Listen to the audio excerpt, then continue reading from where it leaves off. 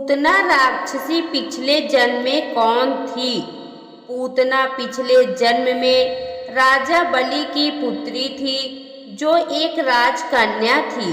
पिछले जन्म में पूतना का नाम रत्नमाला था। एक कथा के अनुसार एक दिन राजा बलि के यहाँ एक वामन पधारे।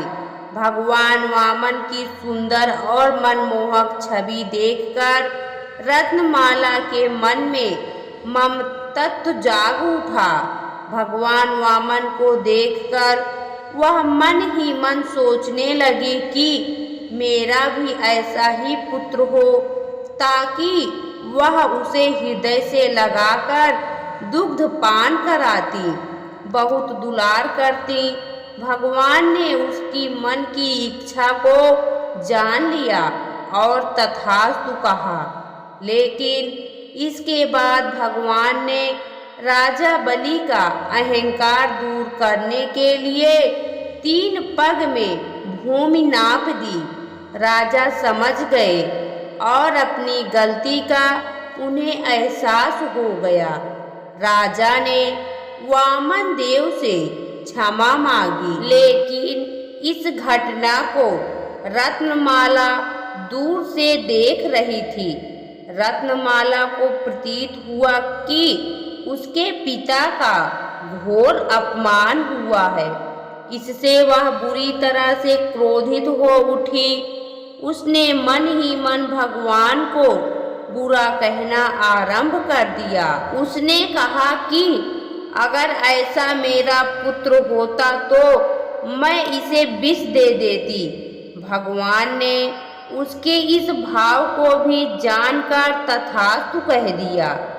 अगले जन्म में भगवान द्वारा तथास्तु कहने के कारण पूतना राक्षसी के रूप में उसने जन्म लिया। पूतना कंस की सबसे विश्वास पात्र दासी थी। कंस ने अष्टमी की तिथि के दिन जन्म लेने वाले सभी बच्चों को मारने का आदेश दिया। आदेश मिलने के बाद पूतना गोकुल पहुंच गई। पूतना भेष बदलने में माहिर थी। उसने सुंदर स्त्री का वेश धारण किया और भगवान कृष्ण को दुग्ध पान कराने लगी। भगवान ने उसे पहचान लिया और उसका वध कर दिया।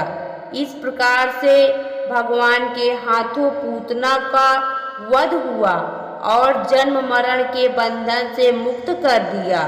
वहीं पूतना की दुग्ध और विष पिलाने की इच्छा को भी पूर्ण किया। भगवान श्री कृष्ण का जन्म भाद्रपद मास की कृष्ण पक्ष की अष्टमी तिथि और रोहिणी नक्षत्र में रात्रि 12 बजे हुआ था। कंस को मारने वाला वृंदावन पहुंच चुका है। इस बात से वह इतना भयभीत हो गया कि उसने भाद्रपद मास की कृष्ण पक्ष की अष्टमी के दिन जन्म लेने वाले सभी बच्चों को मारने के लिए पूतना को वृंदावन भेजा।